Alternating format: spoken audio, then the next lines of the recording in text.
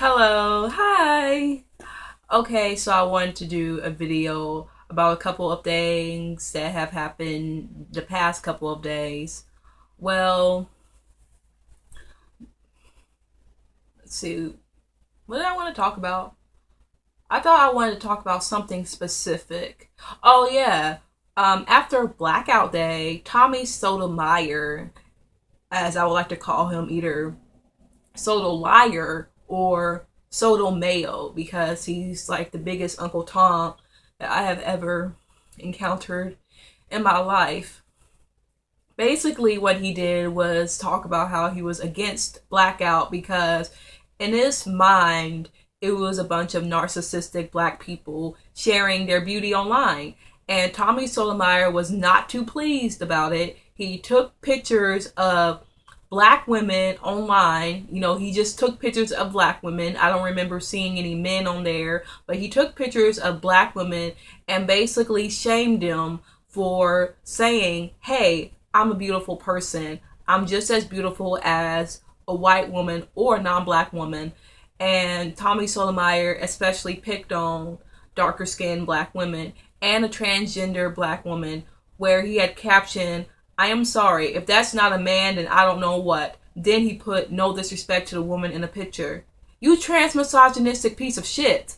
Like, you knew what you were doing. You basically called her a man, made a very trans misogynistic comment, and then put no disrespect, pretty much shaming her and other black women for that matter, because how dare they say that I am beautiful no matter what some ashy nigga like you have to say. And so many people have been ripping into Tommy Sotomayor, and more people are starting to realize that Tommy Sotomayor is just not a good person. You know, after that whole blackout thing, I was like, that is a new low, even for Tommy. He has exploited things like that before, though. When that creator of Four Brown Girls killed herself, he decided to take to his radio show and commentate on it and basically exploit her death, claim that she has self-hate issues and that she hated her skin color because she referred to herself as a brown skinned girl instead of dark skinned, which I thought that was so ignorant. And Tommy is just a horrible person who needs to have his daughter taken away from him, because he brags about how she's dark skinned and how he teaches her to love herself and not grow up to be an insecure dark skinned bitch that he likes to tack onto other black women. And the environment she seems to be in does not seem healthy at all. And he's talked about how he's brought white or lighter skinned mixed race women around her, and he's just not very good for her self-esteem. But you know, I'm not here to talk about parenting issues right now. I just want to talk about how hypocritical a lot of black men in the black community are, because the same men who sit there and say that colorism is simply a self-esteem issue or misogynoir is simply a self-esteem issue will be the type to get mad at black women who put their photos on Instagram, who take selfies and say they are beautiful. But I thought you just said it was a self-esteem issue. So why are you attacking black women who are telling you that they are beautiful and they don't need your approval? So why is it when a dark-skinned black woman says that she's fine, even if you don't think she's cute, then suddenly she's narcissistic, but you tell her that the reason why colorism is a problem isn't because it's institutional, isn't because of white supremacy, but because of the fact that she just has low self-esteem, which is bullshit. And even if she does have low self-esteem, you need to realize where that is manifested from. But off of the Tommy Sotomayor subject, because he is just annoying, I also wanted to talk about recently, well, as recent as this morning, where there was a video where this young black girl was being followed in a store by this creepy black guy. And it was a 15-second clip. He was following her and she was recording it to show how creepy he was, to talk about street harassment, I suppose. And he's like, you're rude. And you can tell the girl was scared, that she was nervous because this guy was following her. And you can see it in her face and hear it in her voice that she was very nervous. And she was trying to be polite about it. But he was making it out to be like she was this rude, bougie bitch. And she was like, "You're rude for talking to me." And like her voice kind of falters because you can tell that she was scared. And then he like comes back and it's like, "How am I rude?" Tries to start a conversation with her even after she said that she was not interested. So you can tell it was a very uncomfortable situation for her. Like, she wasn't even trying to be rude about it, because a lot of us are conditioned to be nice when it comes to rejecting guys, even though not a lot of guys aren't so nice to us when we are rejected. But yet we have to just let these guys down easily. So many black men and black Twitter were coming for that girl, saying that she was awful and that she didn't need to be so rude and embarrass him online. But these same guys will applaud a black guy who is being followed around in stores by white male staff members, and they will say, "Yeah, you really got that racist, you put him on blast," because it's a black man being abused. But yet a black girl who is being abused by another black man says that she doesn't want that to happen to her, and she puts it online and rejects him, tells him to fuck off. Suddenly she is an issue, and that's the problem with black bitches. So I guess when they say Black Lives Matter, they didn't really mean black lives. They just meant black cishet male lives. Because that's what they meant. That's all that people are talking about. When it comes to black lives. Every day it's another black man getting 1,000 notes. But yet we have to struggle to get a black woman, let alone an able-bodied black woman, to be noticed. But yet, a black man gets slain and suddenly that's big news, because that's what we care about because of black masculinity and black patriarchy, unfortunately, where you have people saying that it's the black man who did this. The black man is always given credit for revolutionary stuff in the black community, because black men are looked at as leaders of the black community and we're just domestic mules, black women. Oh yeah, that SAE incident, the Oklahoma incident, where the racist frat boys were calling for the lynchings of black people and that they were glad.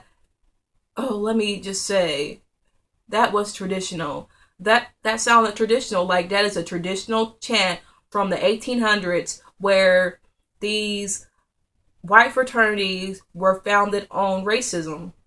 And it's just so awful. They were like, "We don't want a nigger in our fraternity."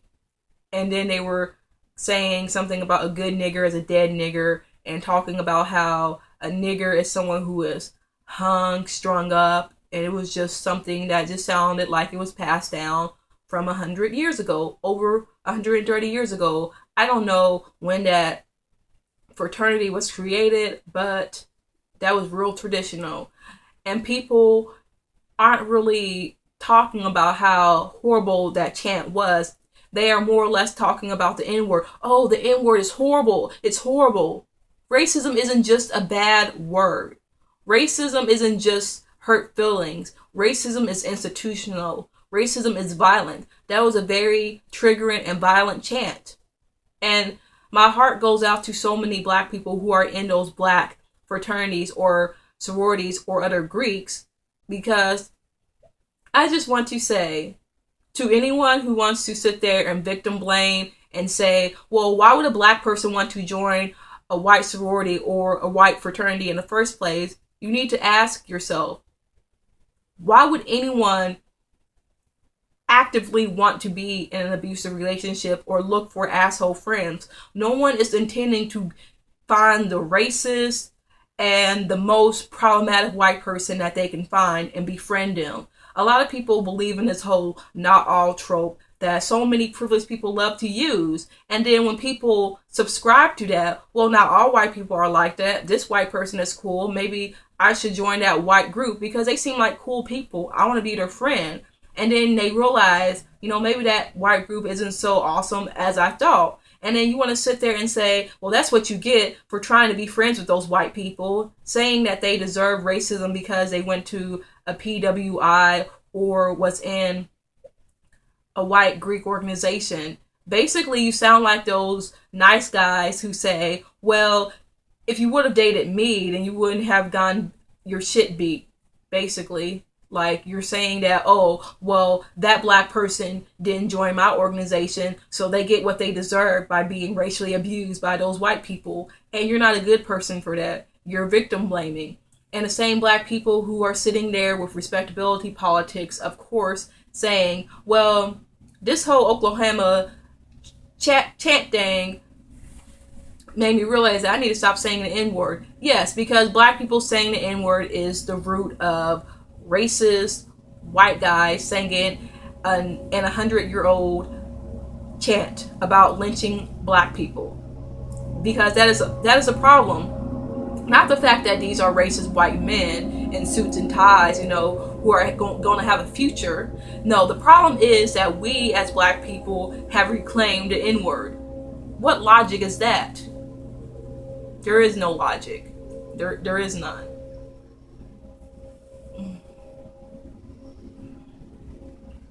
I just don't understand people who always want to tell us we need to do better. How much can we do? Like, I've just given up. Now people are telling me to do better. I've done all that I can. There's going to be racism. And instead of blaming other black people for it, we need to blame white people. Why is it when white people do some fucked up shit, it's our fault? Never again will I sit there and say that I need to do better for something that I cannot control. I can't control a person being a racist or a misogynist or an ableist. No. It's about me. And I don't care if you think that I am bringing shit upon myself. I'm not going to do better for something that I get accused of and scrutinized just for breathing. Just for breathing. Another topic I want to talk about is dissing celebrities or famous people that you simply just do not like. Now, I just want to say, I personally have my share of celebrities that I don't care for. Kim K, Kanye West, Lil Wayne, and Chris Brown. These just aren't good people. They're not likable people. And you don't have to like a celebrity, okay? You can rip them to shreds all you want.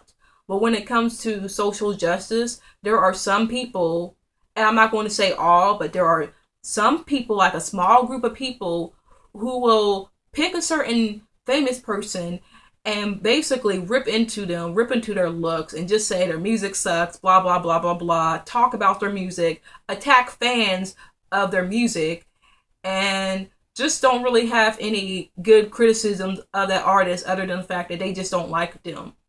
And I'm like, that's not a good critic for you to just attack something because you just don't like it versus giving reasons as to why you don't like something.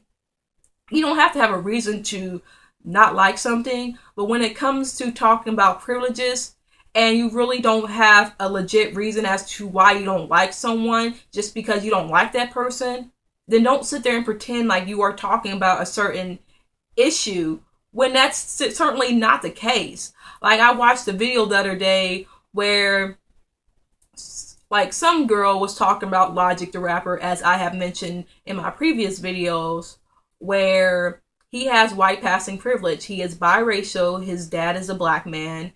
And people were correcting her by saying that he's not a white rapper. He's biracial. And she started off by saying, oh, okay, yeah, he's biracial, he's half black, but he is still white passing. He has white passing privilege. But then over time, it got to this whole, well, I just don't really like Logic, and I just don't like some sort of irrelevant criticism that really had nothing to do with white passing privilege, just about how she felt about him. And I don't believe that she really knew who he was. She just heard of him in passing and just came up with this, well, I just don't like the person, which I understand, and that's fine. But then it really wasn't about white passing privilege. It was just about how, well, I think this and blah, blah, blah, blah, blah. And then when it came to the point where she was talking about how his mother was racist, how she racially abused him, like he grew up in an abusive childhood, his mother was racist.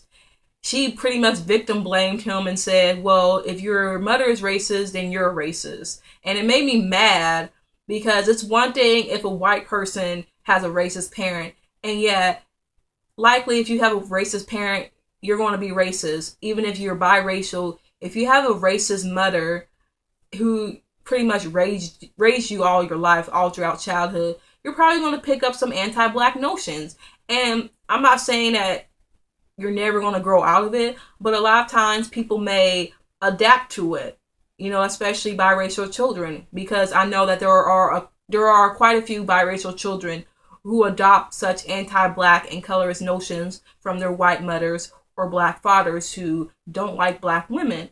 And that may be the case, but to basically say that he's probably racist because his mother called him the N-word just screamed victim blaming to me. Like, you just didn't like the guy, and you're basically saying, well, I don't like the guy, and I don't really feel bad that his mother called him the N-word because he's probably racist too. And like, she made some points about how, because first of all, I'm not really trying to attack the girl. I'm not going to say any names. It is not any way to like attack her or say that she was wrong and she has no reason to feel the way she feels. But I just feel like there's sometimes people will say things and pretend like they care about certain privileges or address their problematic behavior when they're not really addressing their problematic behavior. They're just talking about how they don't like that person. Because I address problematic behavior in a lot of people that I like Janae Aiko and Tanashi. These are black female artists or mixed race artists that I like, but they have been problematic, and I have told people why I feel that they are problematic. But then when you got some black feminists saying, well, I just don't like Janae Aiko, her music sucks, I'm not into it, and anyone who likes her just likes her because she's light-skinned and Blasian, I'm thinking like, you just don't like Janae Aiko. You don't like her music, and you think it somehow makes you superior because you have such diverse music tastes, and all you are doing is flexing your music taste. The same as Beatles haters. I admit I like the Beatles. I grew up with the Beatles. I love their music. I understand their appropriative history of black music. I understand that, and I'm not giving them credit for that. But at the same time, there's a difference between critiquing cultural appropriation in certain artists and just saying that you don't like their music and you're going to mock anyone who enjoys them, especially black people who may enjoy something that you don't deem traditionally black, and you want to come for them and make fun of their blackness or how they express their blackness. And that's not cool at all.